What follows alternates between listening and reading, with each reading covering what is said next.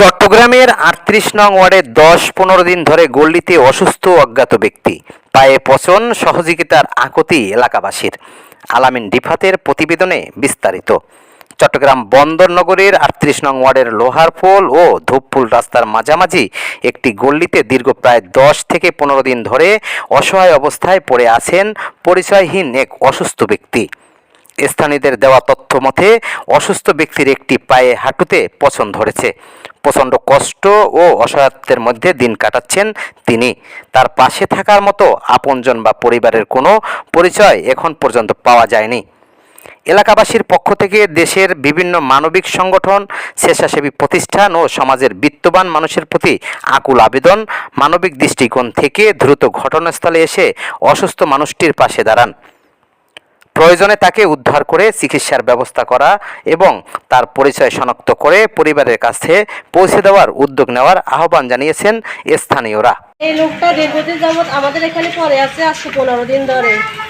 তো আমরা খানা পিনা দিতেছি, কিন্তু মানুষ সেবা কেউ আসতেছে না ওনাকে নিবার জন্য। যদি এমন কোনো দায়িত্ববান থাকে ওনাকে নিয়ে যান এখান থেকে। আমাদের ছেলেবেলে আছে, ওরা অসুস্থ যাইতেছে ওনাকে পেয়ে। ওনার একটু চিকিৎসার প্রয়োজন আছে। ওনার পাটা কি অবস্থা এখনো, আপনারা যদি ওনার একটু চিকিৎসার ব্যবস্থা করেন তাহলে সবাই তো একটু হতো। আমাদের এই জায়গায় লোকটা আজকে এই গল্লিতে 15-20 দিন পড়ে আছে। আমরা জানি যে বাংলাদেশে একটি সংগঠন কাজ করে মানবিক দৃষ্টিতে। যদি আপনারা কেউ এই লোকটির পাশে আসে দাঁড়ান তাহলে এই লোকটির একটু উপকার হইতে। একটা ঠ্যাং লোকটার পয়সা গেছে, দেখার মতো কোনো মানুষ নেই। যদি অনুরোধভাবে কেউ যদি সহযোগিতা করতে চান, মানবিকভাবে একটু সহযোগিতা করেন। আজকে 15 দিন এখানে পড়ে আছে, আমরা খানা মারা দিচ্ছি, তারপরে বন্ধ বাড়া সেখানে ছেলে মেয়েরা থাকতে পারছে না। এখন মানুষের সমস্যা হচ্ছে, এখানে যদি নিয়ে যায় কোনো আত্মকান্ত যদি ভর্তি করা যেত তো হতো। জন্য এখানে আমাদের সমস্যা হইতেছে। কোনো হৃদয়বান ব্যক্তি যদি থাকে, এই লোকটা আজকে বিগত 20 দিন ধরে পড়ে আছে। এই লোকটার সহায় কোনো ব্যক্তি থাকেন তাহলে এই 38 নম্বর ধূপপুর এলাকায় পড়ে আছে।